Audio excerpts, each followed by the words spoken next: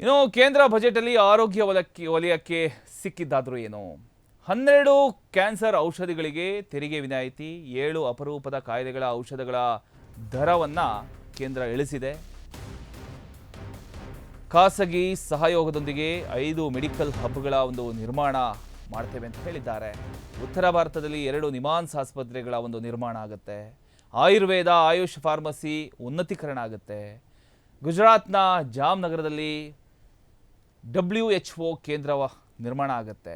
ಈಶಾನ್ಯ ಭಾರತದಲ್ಲಿ ಹೊಸ ಏಮ್ಸ್ ಆಸ್ಪತ್ರೆ ನಿರ್ಮಾಣ ಮಾಡತಕ್ಕಂಥ ಘೋಷಣೆಯನ್ನು ಕೂಡ. ಇನ್ನು ಬಜೆಟ್ನ ಅತ್ಯಂತ ಮಾನವೀಯ ಭಾಗ ಅಂದರೆ ಅದು ಆರೋಗ್ಯ ಕ್ಷೇತ್ರ. ಕ್ಯಾನ್ಸರ್ ವಿರೋಧಿ ಔಷಧಿಗಳಿಗೆ ಮತ್ತು ಅಪರೂಪದ ಕಾಯಿಲೆಗಳ ಔಷಧಿಗಳಿಗೆ ಕಸ್ಟಮ್ ಸುಂಕ ವಿನಾಯಿತಿ ಘೋಷಿಸಿ ಸರ್ಕಾರ ಇಲ್ಲಿ ಲೆಕ್ಕಾಚಾರಕ್ಕಿಂತ ಜೀವ ಮುಖ್ಯ ಅನ್ನುವಂಥ ಒಂದು ಸಂದೇಶವನ್ನು ಕೊಟ್ಟಿದೆ. ಮಾನಸಿಕ ಆರೋಗ್ಯ ಈಗ ಮೌನ ವಿಷಯ ಅಲ್ಲ ಅನ್ನುವಂಥ ವಿಚಾರಕ್ಕೆ ಸಂಬಂಧಪಟ್ಟ ಹಾಗೆ ನಿಮಾನ್ಸ್ 2.0 ಮೂಲಕ ಅದು ಸ್ಪಷ್ಟ ಆಯಿತು. ಉತ್ತರ ಭಾರತಕ್ಕೆ ವಿಸ್ತರಿಸಲಾದಂಥ ಈ ಯೋಜನೆ ಆಸ್ಪತ್ರೆ ಮಾತ್ರ ಅಲ್ಲ, ನೀವು ಒಬ್ಬರೇ ಅಲ್ಲ ಅನ್ನುವಂಥ ಒಂದು ಭರವಸೆಯ ಸಂಕೇತವೂ ಕೂಡ ಹೌದು.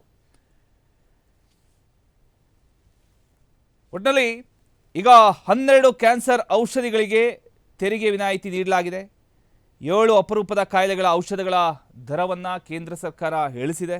ದೇಶದಾದ್ಯಂತ 5 ಮೆಡಿಕಲ್ ಹಬ್ಗಳ ನಿರ್ಮಾಣಕ್ಕೆ ಮುಂದಾಗಿದೆ. ಖಾಸಗಿ ಸಹಯೋಗದೊಂದಿಗೆ ಮೆಡಿಕಲ್ ಹಬ್ಗಳ ನಿರ್ಮಾಣವನ್ನು ಕೂಡ ಮಾಡಲಾಗ್ತಾ ಇದೆ.